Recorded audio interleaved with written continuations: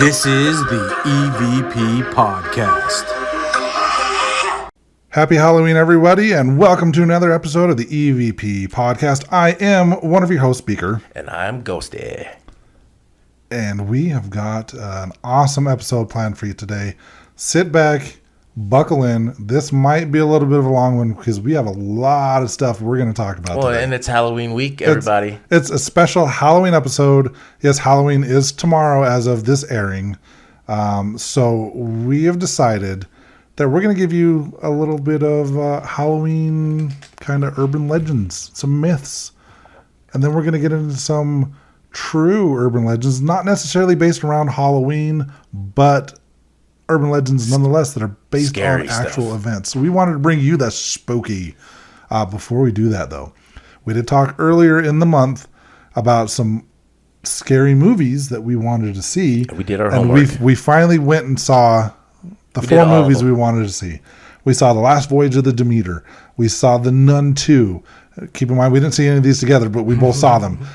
We saw The Exorcist Believers? Exorcist Believer. I'm going to go with that. That sounds right. And then there was A Haunting in Venice. Yes. So we're going to give a quick rundown on our thoughts of these movies. I'm not going to give away any spoilers because these are still fairly new movies. So let's start with Last Voyage of the Demeter. Vampire movie, Dracula movie. I think it's really cool because I think they're setting sail from Romania going to England. Yeah, it's pretty much when Dracula is how he got across the ocean. Yep. His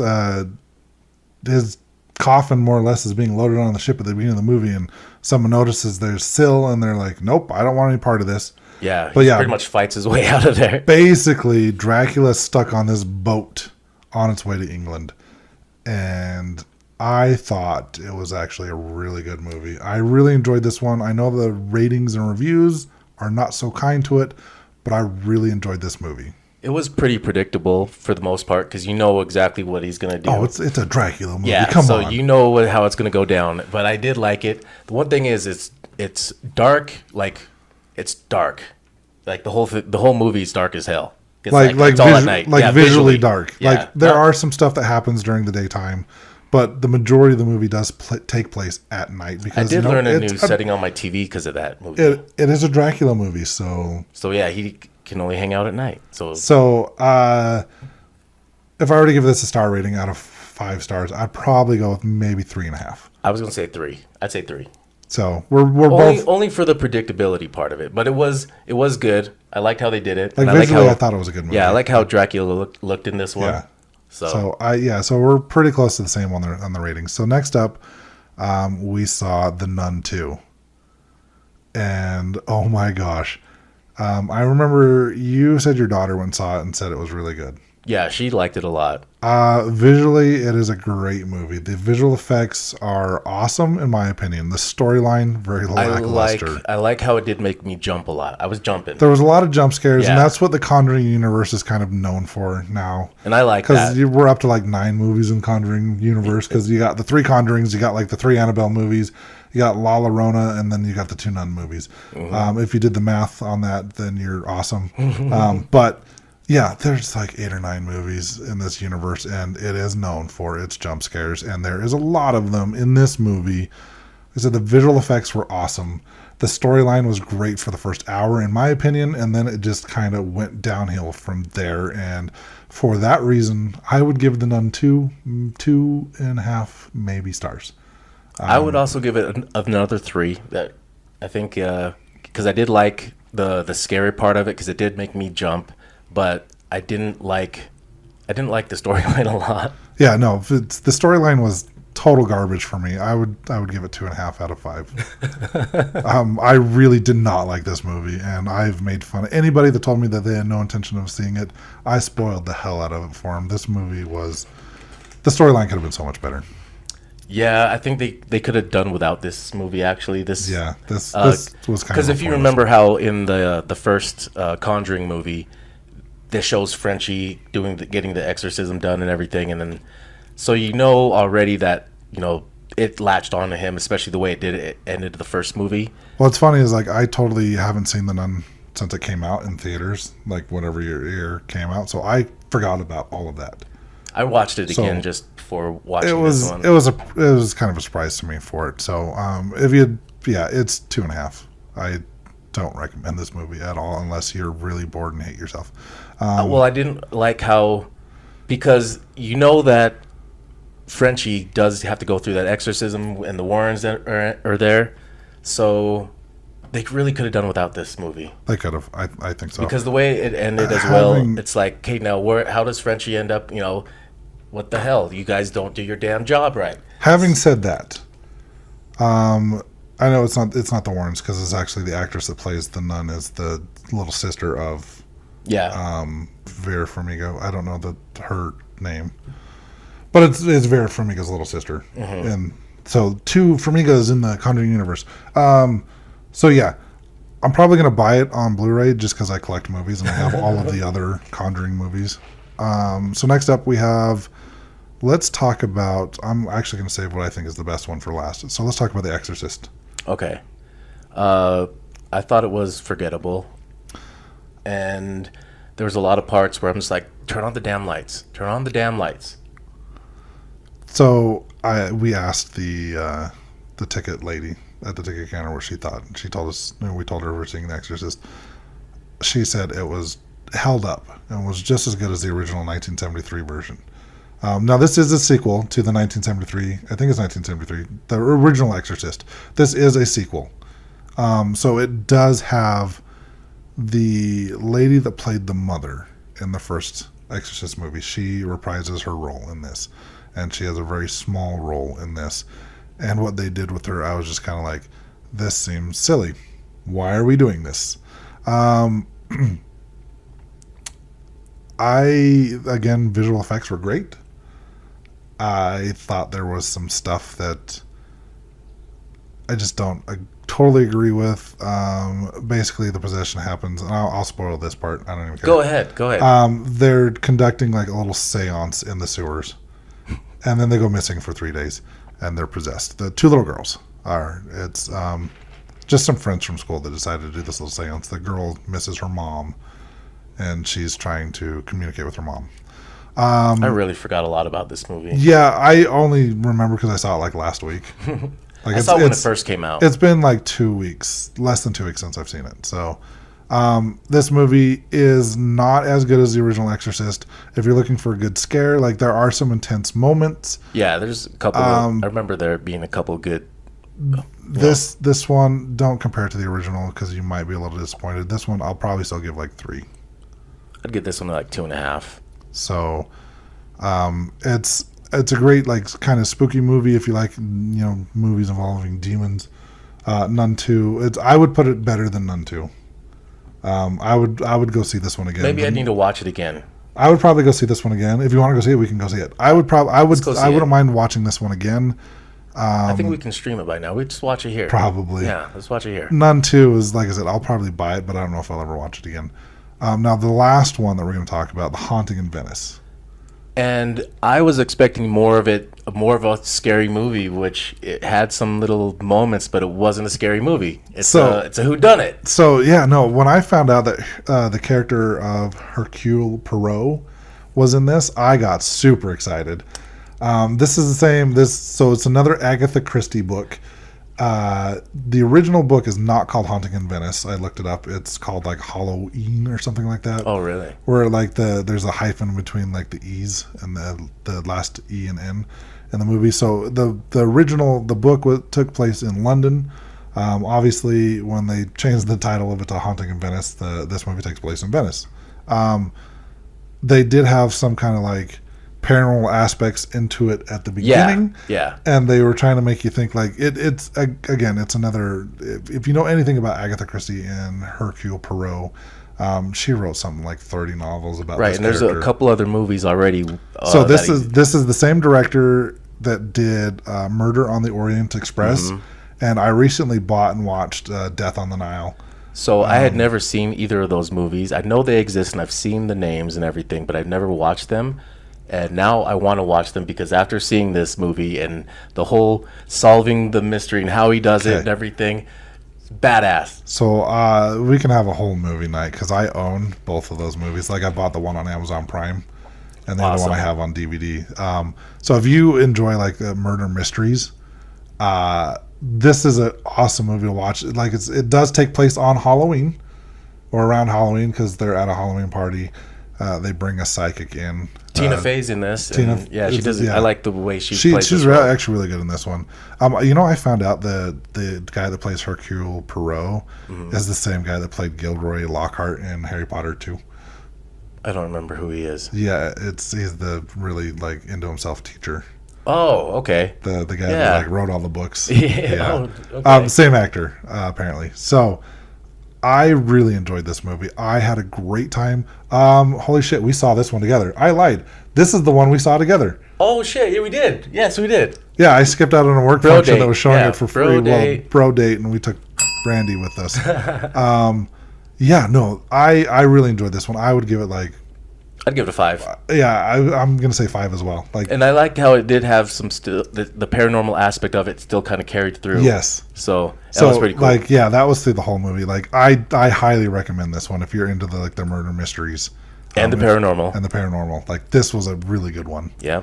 This one keeps you scared and fascinated. It does. It definitely does. So this is definitely one I will be buying, and I will probably watch a few more times. I really enjoyed this movie.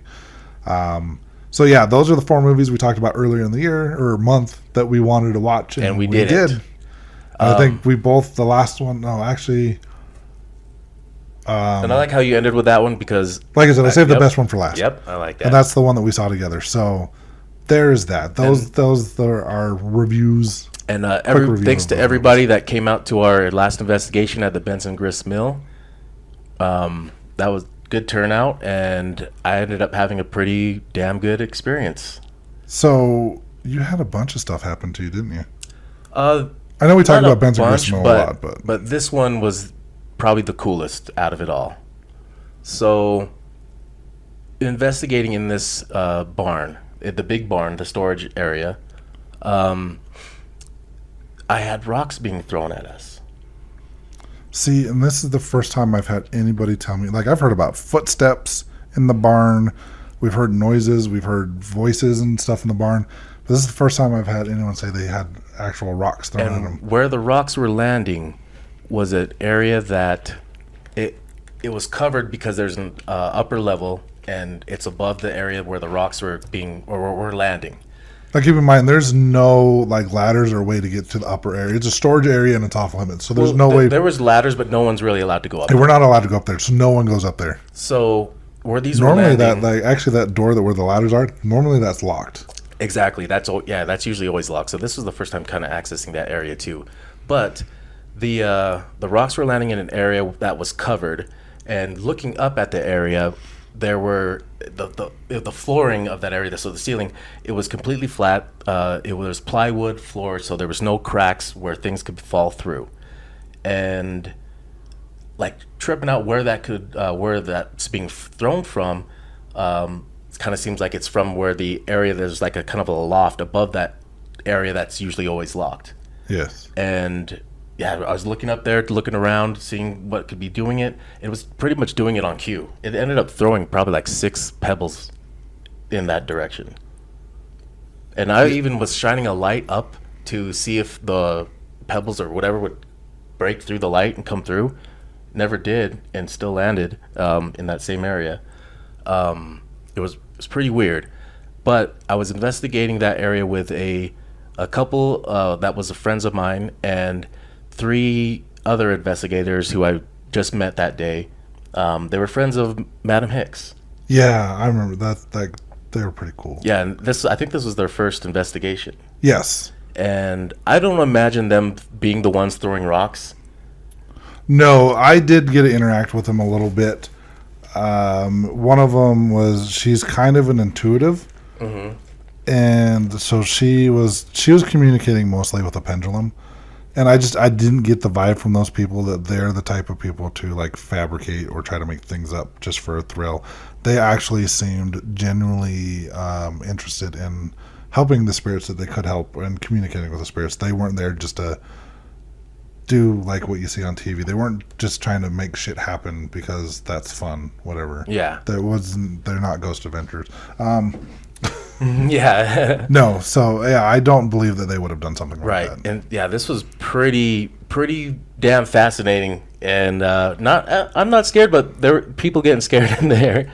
But that was pretty damn cool. I've never had that happen, having things being thrown and then asking for it to happen, boom, happening again. That is pretty cool.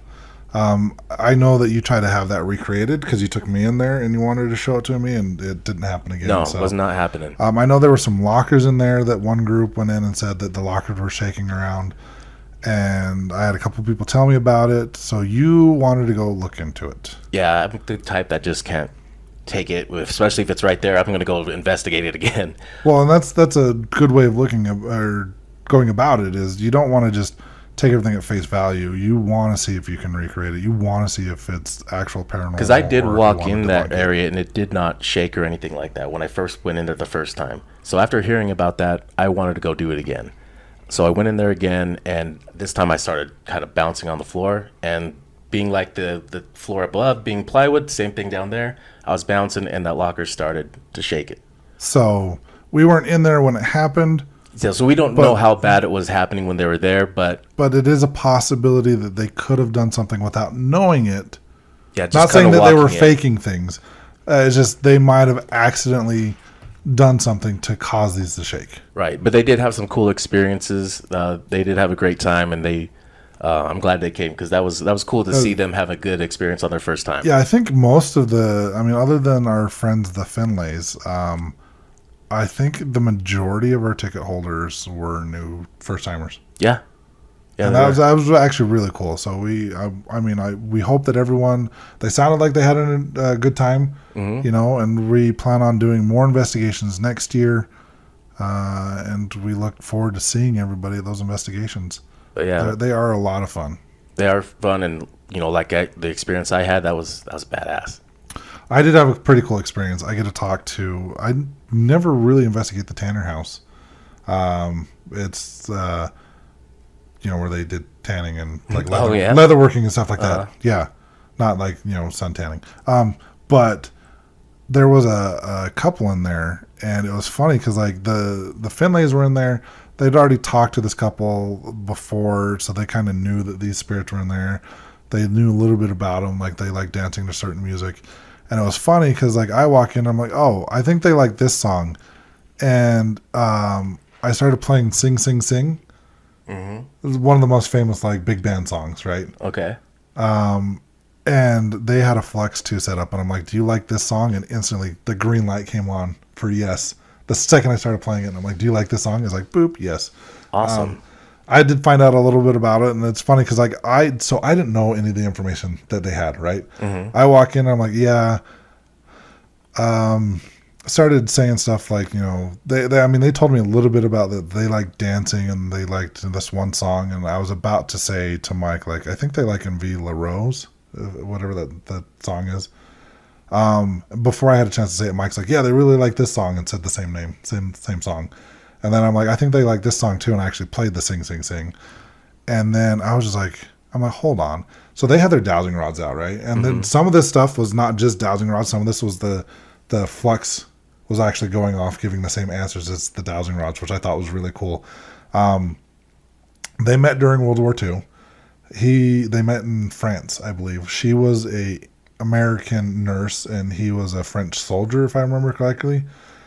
And it was funny because, like, I'm sitting there picking up all of this stuff up, and the Finleys are like, yeah, we figured that out already. And so I was giving them information they kind of had already gotten on a previous investigation. So you were just validating it. Yeah. That's badass. So just seeing them light up, they're like, yeah, you're totally validating the stuff that we already have. And then I got even more information. I'm like, did you guys ever go to like Salt Air? And we got a yes on the dowsing rods. I came to the conclusion that they actually got married at Salt Air. And it was funny because like, so the Sing, Sing, Sing, big band music, like upbeat tempo, I was like, this is the type of stuff that you dance to like at Salt Air, right? And they're like, yes. And then I'm like, the other slower songs is songs that like you guys danced to when like no one was around. It was just like your personal songs. In the kitchen. Yep. And then I was like, You know what? I'm like, I honestly think the only one that was responding to our questions is her. I'm like, he doesn't speak English. He only speaks French. And Frenchie. so when I said that, they're like, "Oh my god, that makes so much sense." Like it was just like solving some of the puzzle pieces for them. So that was my cool experience, was being able to kind of like validate information that other people had gotten before I even walked in the door. You know what I mean? So that was actually That's really pretty fun. badass. That was my fun experience. Hell yeah, we had a good time. We did. So you guys better get tickets next time we set up an investigation. Yes, this is true. Do it. It'll be fun. So that's that. That's our reviews. That's our last investigation. I did want to run over this real quick. On YouTube, we did have, I know there's a couple episodes back, we did have a comment on our LDS hospital episode on YouTube. And this is actually, the reason why I'm bringing it up now is because this actually came out 3 days ago after our last episode had recorded. So real quick, I'm going to read what he said, and there's one thing I want to kind of discuss before we get into the Halloween stuff. So he says, it actually takes 3 days for a person to totally detach from the body. And yes, some people don't know that they passed on because nothing has changed. They still are who they were in physical life, and they feel totally normal. I spent several days at LDS hospital for an infection in my leg, and I had some very profound experiences. I was on the 8th floor, which is where many people have had the same experiences. I received a full measure of it, and I questioned my own sanity for some time, until I received full validation from a couple of nurses who worked on the 8th floor for many years, and they assured me that I was not crazy. They both acknowledged that the 8th floor had its fair share of spirits. So can you guess what it is that I want to talk about? Ghosts. From the very beginning. Where they say it actually takes... No, first off, thank you for sharing your comment. We appreciate you listening. We appreciate you commenting. This is the first time I've ever heard anyone say that it takes 3 days for a person to detach from their body. Same. My thought is that it happened pretty instantly. Yeah, and I mean, working very closely with a very talented and gifted medium, along with other mediums that we've come across. I mean, we've had them on the show. I have been around people that have died, and yet no one has ever told me that it takes 3 days. I don't know if he means detached, like it's still like wanting to be near its body for a few days. Well, and that makes sense, maybe. Yeah, I could see that a spirit would want to be near its body, but I don't know if there would be like a given time where you have 72 hours. Right. Yeah, I don't know if there's like a certain time frame where it's like, okay, it's been, like you said, 72 hours, you can wander away from your body now. Right. I've never heard that, and maybe if you're listening, you can elaborate on that, because that's not like I don't want you to think I'm like making fun of this person. No, I'm genuinely confused because I've never heard this before. So if you can give me more insight on this, I would greatly appreciate it, because that's not something I've ever heard before. Yeah. Thanks for the comment. Yep. And then, everything else, I mean, personal experiences, I thank you for sharing that, and I agree with the rest of it. But, that one thing, I've never heard before. I think I want to go wander around the 8th floor. I do, too. Let's break in. We don't have to break in. It's an open hospital. Oh, yeah, that's true. Just go in there. Okay. So, thank you again for commenting and sharing with us. We really appreciate it. But now it is time for why we're here. Urban legends. The meat and potatoes of the episode, Halloween myths and urban legends. More urban legends than myths, but here we go. What do we got? All right, this one's kind of creepy. This one has to do with a creepy clown. Oh, clowns are fun. So this one has to do with a babysitter who's staying at this family's house on a Halloween night. The parents want to go out and enjoy themselves, and they end up getting a phone call from the babysitter. Or no, they call the house and to check up, call the babysitter and check in. As you do. Yeah. I'm sure you've done that. Yeah, and you call the babysitter, you check in on the kids, and the babysitter ends up saying, why do you guys have this creepy clown, like full size, actual, human size clown statue doll sitting in your living room? Like, can I cover it or something? It's creepy. It's creeping me out. and the parents are like, get the kids and get the hell out of the house.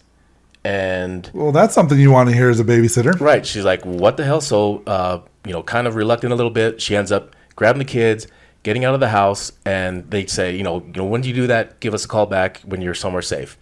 She calls them and asks them, what's going on. Well, the parents were hearing from the kids that they'd be scared at night, and then they'd say, oh, there's this creepy clown that watches us sleep. And so they've heard of this, but, never had seen anything in the house. The kids have been fine. And then, boom, here's that clown in the house.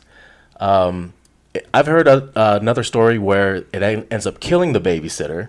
Oh, okay. But I've heard it different ways where there's good outcome and a bad outcome. So urban legends with different story endings. I've actually seen something similar to this on a TikTok video where this lady was like house sitting or babysitting, and there was like a life-size doll leaning up against the wall. Life-size. Holy shit, that's what I was having a hard time saying. I was trying to say actual size. Life-size. Like a life-size like doll of a child. Like with their head up against the wall, like they were being punished. Okay, like in the corner timeout. Yeah, kind of like a timeout. Yeah. And then further into the video, like you can see it running past the door, or you can see like as she's going through the kitchen, you can see it pop its head in and out. Or there's one where you actually see the reflection in the window, like one of those window doors. Mm-hmm. You can actually see the reflection of this thing running across. Again, watching that video, it seemed like totally fake.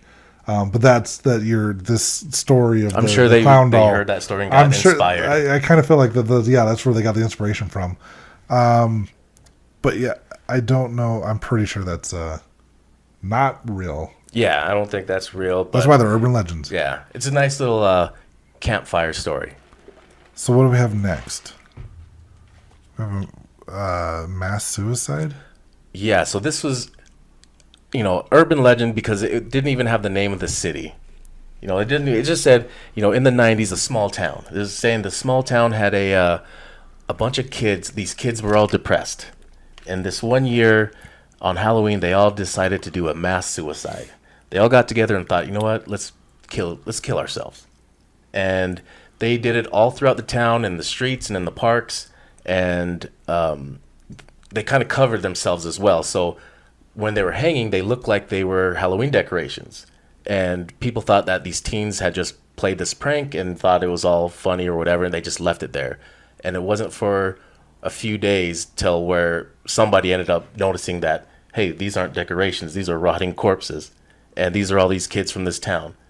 I haven't heard of this on the news. Have you heard of this anywhere on the news in the 90s? Not a mass suicide. Exactly. So, and this was, I don't think this was real either. Another scary story to tell around a campfire. What do we got next? I haven't heard anything about that. Well, there's these traditions. I have heard of something that might be true. These ones I think were true. Find it, but these were superstitions: the peeling an apple and the mirror madness. Do you remember what that was all about? God, it's been so long since I've researched that one. Well, so this was, a long time ago. I don't know. It's probably like the first people that came across the seas over here and started colonizing. But they had these superstitions that on Halloween, the veil was thin enough that the single women could peel an apple, and they would have to make, a peel that was long enough that could actually make a letter. And whatever letter that was that they ended up making with that peel was going to be the letter of the first name of the man they marry. Oh, okay. Yeah, I remember. And if it ends up breaking before they can make a letter out of it, then whoever they were supposed to marry is going to end up killing them before they can, end up being married or whatever. I briefly remember that. I mean, there was something similar with like bobbing with apples, I believe. Did you have that one? Not bobbing with apples, no. Okay, that bobbing with apples, that was like a Halloween tradition. We didn't like it, so we'll talk about that maybe next year. So real quick though, let's go back to the hangings. Oh, so this is actually from NBCnews.com. Really? Okay. So I'm just going to read the article real quick. It says the apparent suicide of a woman found hanging from a tree went unreported for hours because passersby thought the body was a Halloween decoration, authorities said. The 42-year-old woman used a rope to hang herself across the street from some homes on a moderately busy road late Tuesday or early Wednesday, state police said. The body, suspended for about 15 feet above the ground, could be easily seen from passing vehicles. The state police spokesman, I believe that's Corporal Jeff Oldman, and neighbors said people noticed the body at breakfast time Wednesday, but dismissed it as a holiday prank. Authorities were called to the scene more than 3 hours later. So that one, the mass suicide, not so much. But like that, I've never heard anything about dead that. bodies. But yeah, I have heard. I mean, I've heard of another story where somebody thought an actual dead body was, and they thought it was Halloween decorations. Yeah, so that one was actually NBCnews.com. So that one actually legit happened, where they're not sure if the lady committed suicide. They think she did, but yeah, this body hung there for hours before people realized, like, hey, it's not a Halloween decoration. I've heard another one where like someone like tripped and hit their head on their driveway, and it was thought to be just a Halloween decoration until people realized. Yeah, that's the one I had heard it. So that one, I don't know if that one's true, but this one, yeah, that I don't one, think like it I would be said, a mass suicide. that one, like I said, with it being on NBC News, like that one I've heard about before, and I think that one's legit. If this one being a small town, and all of a sudden these kids all just kind of go missing at the same time, and there's all these hanging Halloween bodies. I'm pretty sure that's the bullshit. Yeah. So the other thing that kind of went along with that peel and apple thing that these girls would do is for superstitious reasons on Halloween, is they would do mirror scrying, and so they'd stare into a mirror and they would see their future husband standing behind them, and if they end up, and there were certain rules they had to follow when they did this. They had to be alone, and they had to be in a room that was dimly lit with candles. And if she doesn't end up seeing her future husband that comes up behind her, then she'll end up dying before she gets married. Yeah, it sucks to be a woman around Halloween, apparently. Back then, yeah. They just were dying to get married. So there's this other urban legend that on Halloween, you remember that painting, The Hands Resist Him? Yeah, so we did talk about that, or I talked about it quite a bit on one of our Cursed Objects episode. Now, what you have here in the notes, I don't remember if we talked about this or not on that episode. I don't, because that's the first I've ever heard of this. But it says, the legend says that on Halloween, the children in that painting crawl out. Yeah, I did a lot of research. I think my notes for that are actually still in our Google Doc. I don't remember reading that. I don't remember hearing about that either. Which is why it's an urban legend. Exactly. What else do we got? What do we want to talk about? Did you already do the Vanishing Hitchhikers? No. That's a famous one. What's that one? Well, everyone knows about that. The hitchhiker that, especially there's a woman that's hitchhiking, and guy goes and picks her up, and she asks to get dropped off up the street where, he gets up there. There's a cemetery up there. She gets out of the vehicle, starts to walk away. He looks back, and she's gone. Disappears. Oh, okay, yeah. So there's that legend. There's also saying that on Halloween that she becomes more violent and will actually attack and kill the driver. Perfect. That's what I'm looking for. So don't be picking up hitchhikers on Halloween. I want a violent ghost. Hell, I don't pick up. No one picks up. Yeah, who hitchhikes anymore? Ever since that movie Monster came out with Charlize Theron, no one picks up hitchhikers. Yeah, there's Uber now. Or there's the urban legend with the claw and the hook in the truck or the car. I'm totally. But yeah, it's not a Halloween one though. That's not Halloween. So we're not going to talk about that one. Yeah. So but you got all this. So we'll jump into a couple here that comes up every year. Yeah. And I always laugh when I see these. So we've got the candy.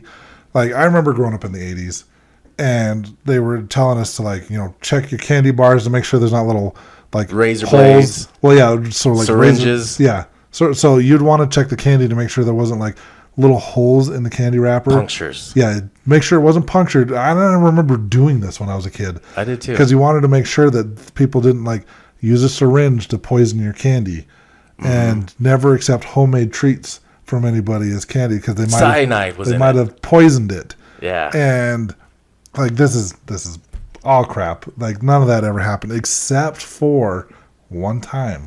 There was somebody. Someone did poison their candy. The Candy Man. The Candy Man. So, what happened was this guy, Ronald O'Brien, had given poisoned pixie sticks laced with cyanide to his kid and a few of his friends. Do you know why? For insurance money. Yep.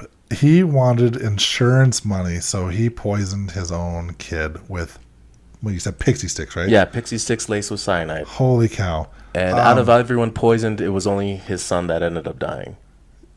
The reason being, the other 3 kids didn't really like pixie sticks, so they didn't eat them.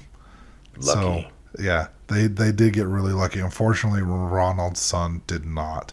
He ended up dying. And he ended up being sentenced to death with lethal injection in 1974. Yep. The reason why he handed out the other 3 kids as well is it's a little suspicious if just your kid dies of these pixie sticks. So he's trying to take out the neighbor So kid. he's trying to take out a bunch of other kids too to make it look like someone else handed out the candy. Because if all these kids die, it's not as suspicious. It's not going to lead back to him. But fortunately, only his kid died. Then you've got like you said, the razor blades and all the stuff in the candy. The edibles, thinking they're going to be edibles. Edibles, I see this every year too. I know several people that are into edibles and stuff like that. And they're expensive. I know how much this shit costs. Yeah. No one's handing out cannabis to your kids. They don't on come Halloween. in single packs. They're in, big packs, and they're expensive as hell. So no one's going to give out full packs to the kids. No one's handing out nerd ropes laced with marijuana. But there was a big scare in the 70s about LSD. Actually, all the way up until 1998. Yeah. Those temporary tattoos. They were scared that people were putting LSD on those temporary tattoos and giving those out for Halloween. And then when the kids put them on, the LSD would seep into their skin. Yeah, and there were certain ones they would go for, these blue stars, and then ones with like Bart Simpson, which wasn't out in the 70s, but no, it's like I said, this whole thing, the scare went across. Yeah, it went till 1998, I believe. Yeah, or in the late 90s. But like Superman stickers and Mickey Mouse stickers, like this. I mean, I'm sure this is still a thing. I think I saw something on it recently. I've never heard of anyone ever putting LSD on tattoos and putting them on that way. No, ever. No, again, super weird. Again, drugs are expensive. People aren't out to poison your kids with drugs. They're not. Most potheads I know and people that are into like psychedelics, they're not sharing it with your kids. That shit's way too expensive. It would be cheaper just to go buy a bag of Halloween candy and just hand out normal candy. Every year I see that one, I just kind of scoff a little bit. I think everybody knows now that that's not going to happen. Do you know what else I scoff at? Yeah. The posts that I see every year that people share that like, this year Halloween falls on Friday the 13th. And these people, like, I think they legit believe it for some reason. And I'm sorry, like, if you think Halloween is going to fall on Friday the 13th, because you are very special. Because Halloween's always on the 31st. Yep, never changes. It's never going to be on Friday the 13th. Maybe one year. Yeah, maybe next year. Yeah. We'll see. But I've seen that so many times over the last few years. I'm just like, you can't be serious. Yeah. Like that's just that's special. I like my notes on that one. It just said Halloween falls on Friday the 13th. This is just stupid. Speaking of the 13th, what about the 13th floor? What about? Well, do we want to talk about haunted house or hospitals and hotels? Well, the haunted house, and then that kind of led into the urban legend of why. Okay, so rumor is that in Pennsylvania, and it's also popped up, stories about this has also popped up in Chicago, Detroit, and just various other places across the country. It's said that there is a haunted house that guests are required to sign a waiver before they can enter in. And when they do, they have to make it all the way to the top of the 13th floor. And if they do make it to the top... Well, each floor gets scarier. It's scarier and more hardcore. And it's like...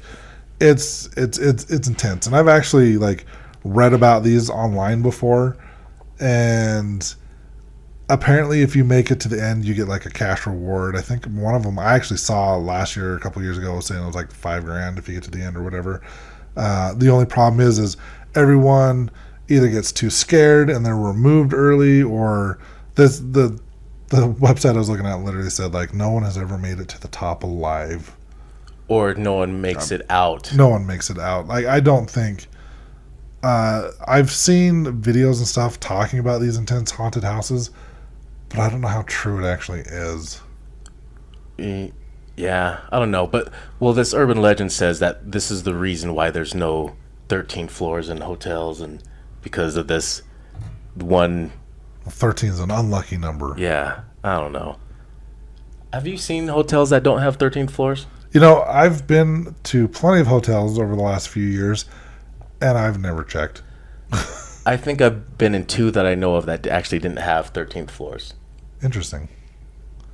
But other than that, I think most people just like, nah, get rid of that dumb superstition. Yeah, it's a dumb superstition. I don't. Well, first off, I don't think there's any haunted houses that are so damn scary that people are dying in them. Yeah, I don't think they're mentally breaking people in haunted houses. Yeah, I think that would be on the news. And I think they do. Yeah, you think? Yeah, it'd be shut down. Do you know what else apparently is on the news? What? Well, TV or psychics going on TV and announcing that there's going to be a mass murder at colleges. Yeah. This has been going on since the 60s, I believe. This is the one that went all the way to 1998. Oh, okay, yeah. So I got my notes mixed up. Sorry. But this started in the 60s, saying that just a random psychic, a famous psychic, is going to go on TV, or went on TV, and predicted that there was going to be a mass murder at an unspecified college campus somewhere on Halloween night. Throughout the years, the story has changed. To be on Oprah. To be on Oprah or whatever. Just the various TV shows have been thrown out there over the years, and different mediums or psychics have been thrown out there as the person that said it over the years. Problem is, no such mass murder has ever happened on a college campus. Nor did on Halloween night. Yeah, nor did a psychic predict that on TV. Yeah, that's not happened. Yeah. What else we got? We got the 1962 Idaho massacre. Did you read about this one? Yeah, that one. Yeah, that's the one that he ended up being like photographed. Yeah, apparently he got photographed before all this went down. He was wearing like some grinning black mask. Website was awesome and it said, "Look at this picture," and didn't actually have the picture. So kudos to you on that. But yeah, apparently after he took the picture, he decided he was going to go around the house and lock every single door and just start slaughtering everybody. And things I had heard was that it was not at a house. This was at a school dance or a church dance or some kind of a big dance. And he went around and locked all the doors so nobody could get out. And then he just started going crazy. And then pulled out a knife and just started stabbing. Apparently he got about 7 people before he decided to escape, and no one ever found him. Now, this happened in 1962, like I said.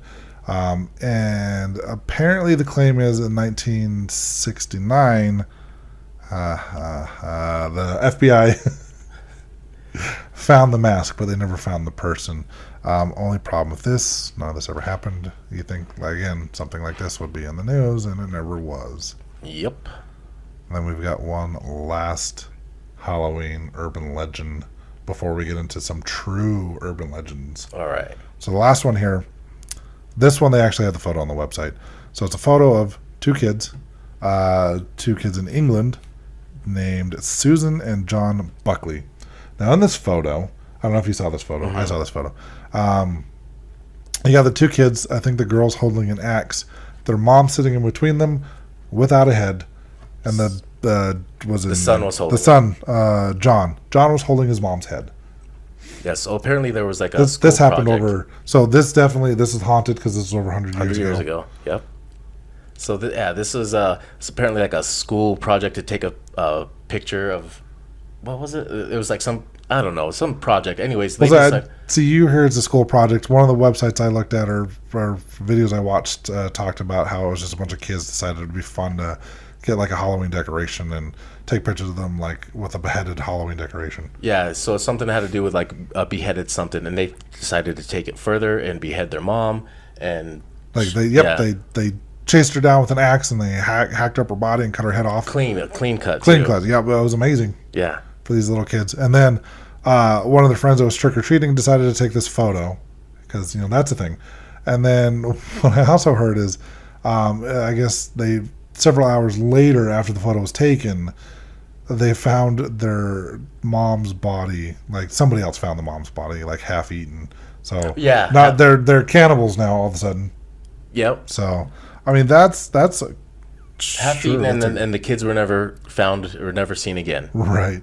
So this one has actually been proven to be fake. Yeah, Photoshop. You can find the original photo online somewhere. Someone photoshopped it as like a prank or whatever. And made a whole story out of it. Yeah.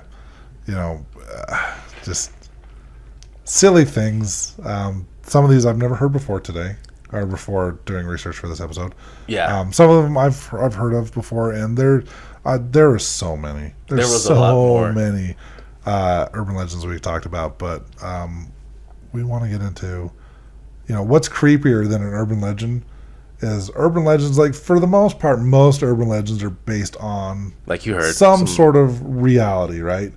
Some of these, like, we talked about Ronald killing his son by lacing his pixie sticks with cyanide. So most urban legends are based on some sort of true event, right? Well, yeah. So like that one with that guy, the Candy Man, was what they call him. I mean, yeah, that's what I just said. Yeah, Ronald. Yeah. Well, I'm saying, so they called him the Candy Man. They ended up making a scary movie called The Candy Man.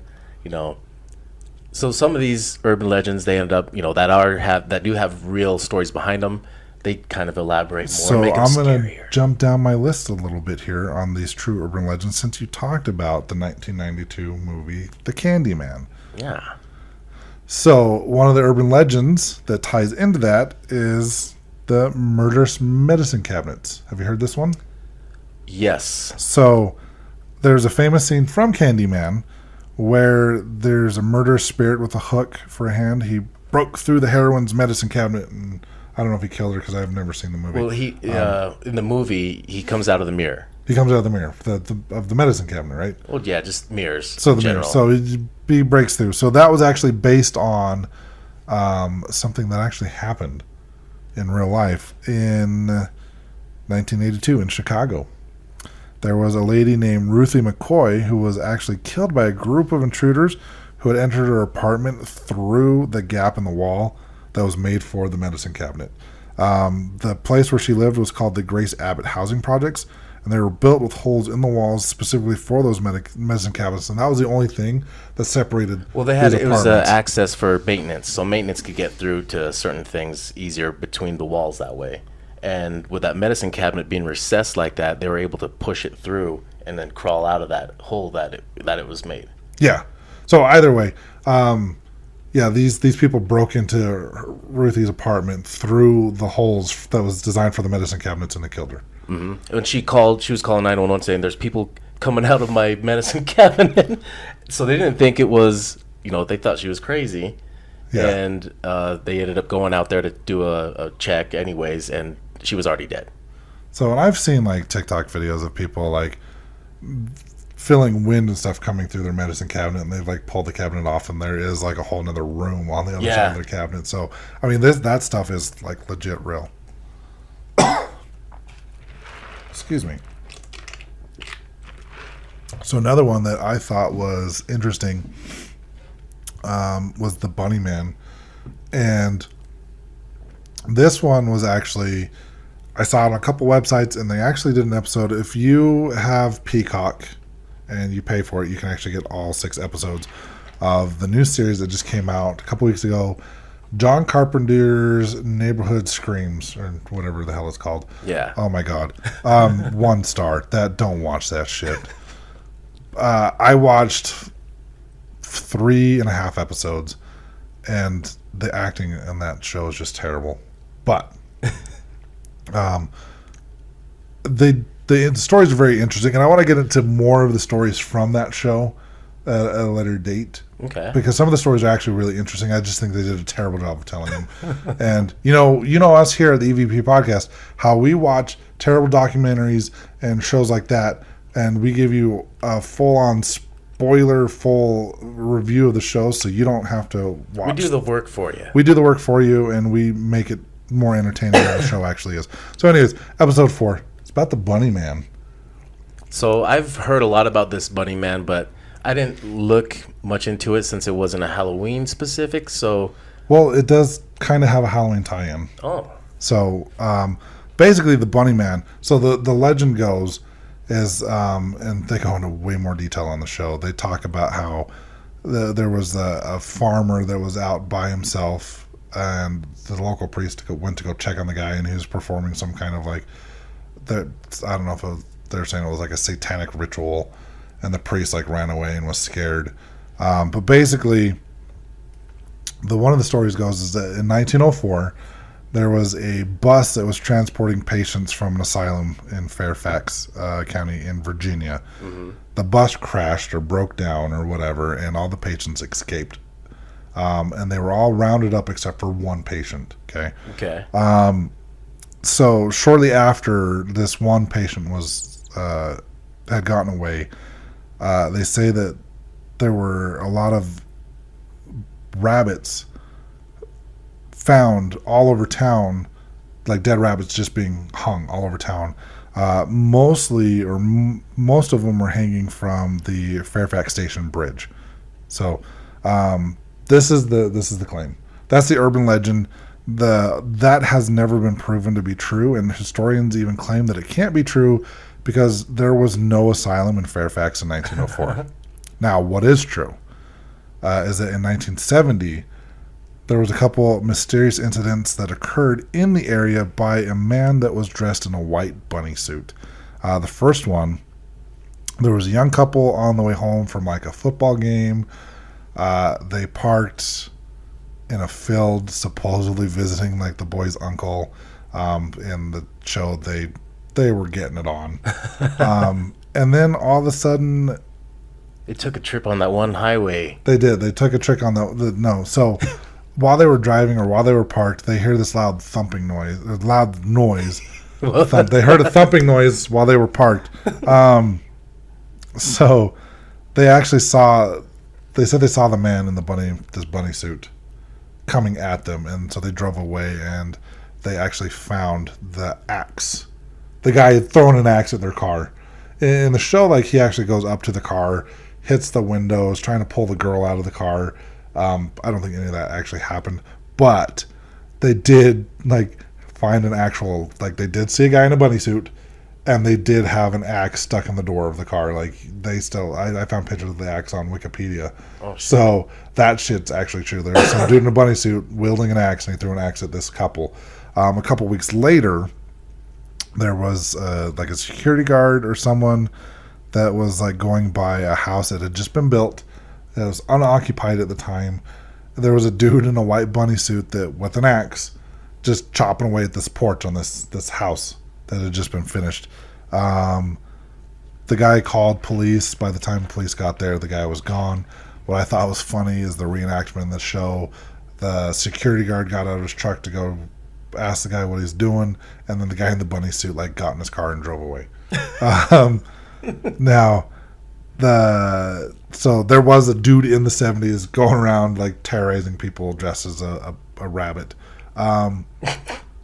Fucking weird. I don't know why he did it. No one ever found out who it was. The story's so popular that the Fairfax Bridge there has been unofficially renamed the Bunnyman Bridge. Now, where this ties into Halloween, I read on a couple websites, and it actually talks about it a little bit in the show too, is like if you go to this bridge at midnight on Halloween, this Bunnyman will appear and try to kill you. Now I wonder how many teenagers dress up like that and stand there at midnight. Probably a lot. They'll take shifts. Yeah. So that's where that one kind of ties into Halloween. But there was also part of the urban legend is that after the rabbit started appearing, like 3 kids went missing, and then they found the kids hanging from this bridge. So was it on the news? That was in the early 1900s, TV wasn't around, so I don't know. They had a Gazette or something. I don't know if it was in the newspaper. So, like I said, that's part of the urban legend. But yeah, in the 70s, there was some creepy dude running around dressed as a bunny man, terrorizing people with an axe. That's pretty nuts, though. So let's get into the Alice killings. The Alice killings. Alice killings, yeah. These are just some, like I said, stories I found interesting, so I wrote them down. All right. So the Alice killings was a series of killings that supposedly happened between 1999 and 2005 in Japan. Victims had no relationship to one another, and the killings were unrelated in every way except for one. The only thing that was common between all these killings is that there was a single playing card found by each body with the word Alice written in the victim's blood. Now, there's no actual evidence, there's no news stories or anything about this urban legend being true, but the specifics of the murders are very consistent from the names to the details of the murder victims' deaths. Like, the stories online, I'm sure this gained a lot of popularity online, especially since, this stuff supposedly happened between 1995 and 2000. Mm-hmm. Or was it, what did I say? 2008. 1999 and 2005. 2005. So there's like I said, no evidence that this ever happened. Apparently this is very heavily debated online as whether or not it actually happened.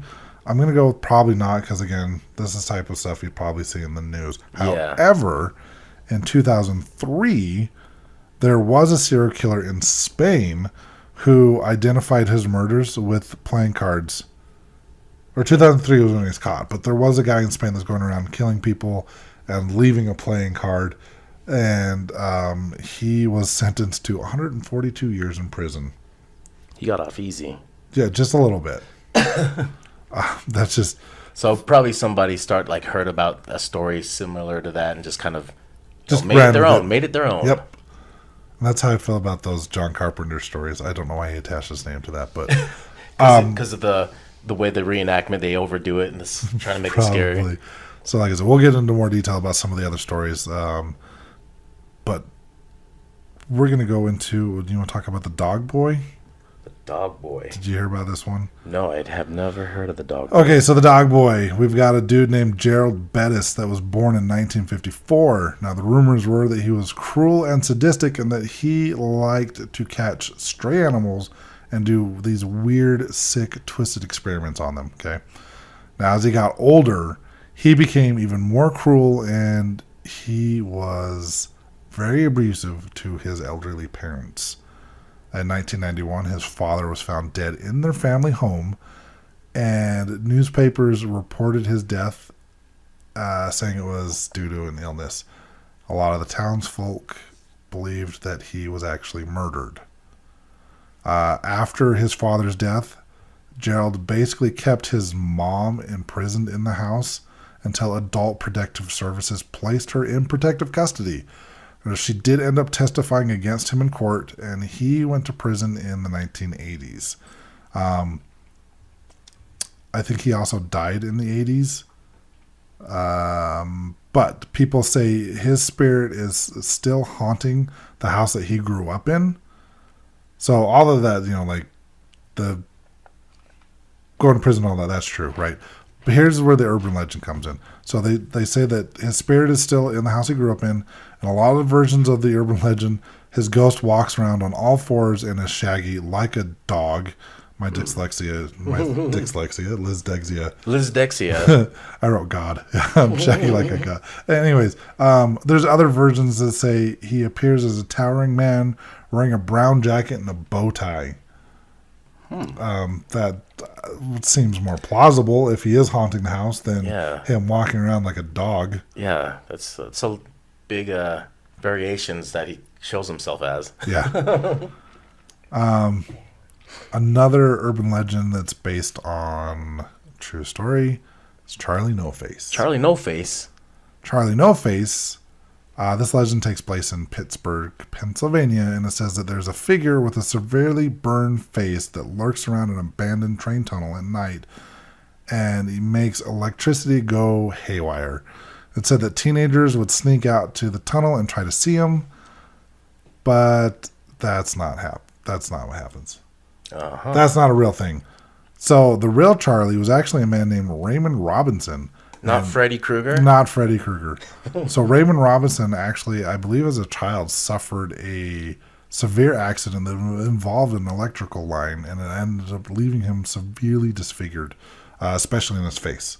Like, face was burned and stuff like that. You can actually find this picture online. I think I've heard about this one. Now, because of this, his face was kind of messed up. He did become a recluse, and he stayed inside mostly during the day, and he would come out at night. Now, he didn't actually do hauntings or anything like that. I don't think they know why or where the name Charlie No Face actually came from, because his name was Raymond. Probably kids that didn't remember what his name was. Probably. So Charlie No Face.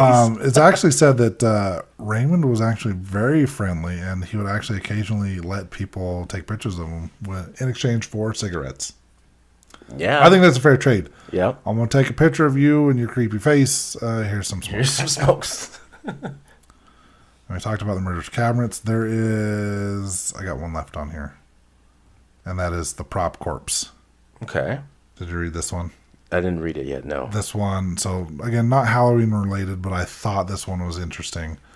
There was I've heard of this story, yes. There was a 20th century bank robber and train robber named Elmer McMurdy.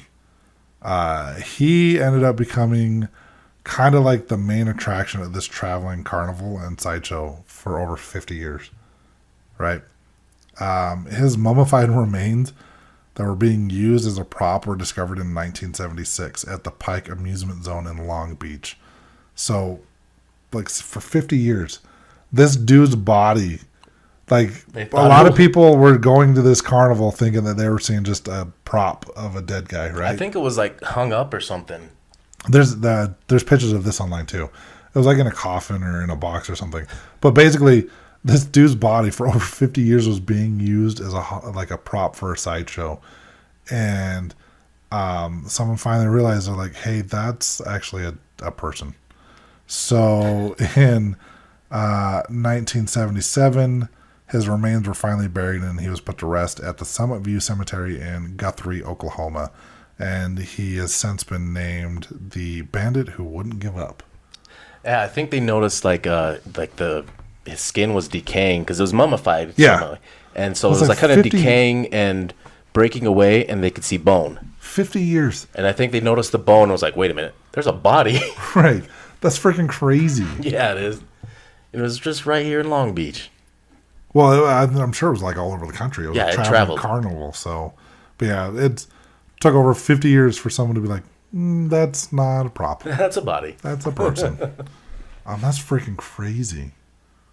Man, well, what are you going to do for Halloween? You going to go trick-or-treating? Nope, I'm working. Well, I'm the candy police, so I'll be candy police. inspecting all the candy. Please do. He's going to make sure that it's not poisoned or laced with LSD. Yep, and you got to pay the candy tax. Yes. You got to pay the candy tax. So yeah, I thought it was going to be a little bit longer, but it wasn't. But that's okay.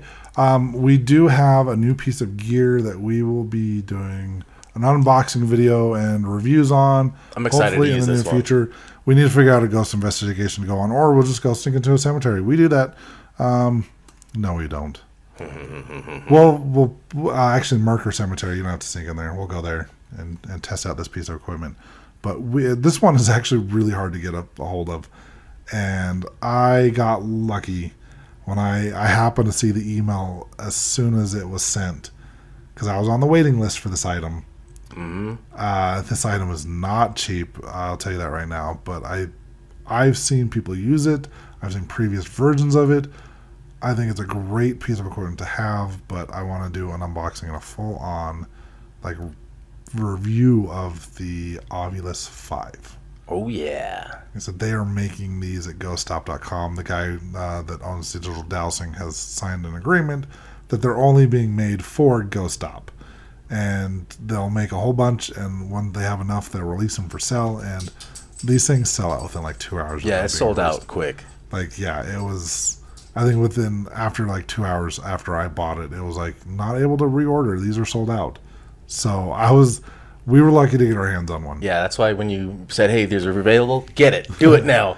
So we'll look forward to that, an unboxing video or not. I don't know. Maybe we'll take some videos of us using it. Yeah, we'll definitely have videos of us using it. So Like I said, we got that from ghostop.com. Go to our link tree and click on our Ghostop link. Yeah, if you're buying equipment, might as well use our link. Yep.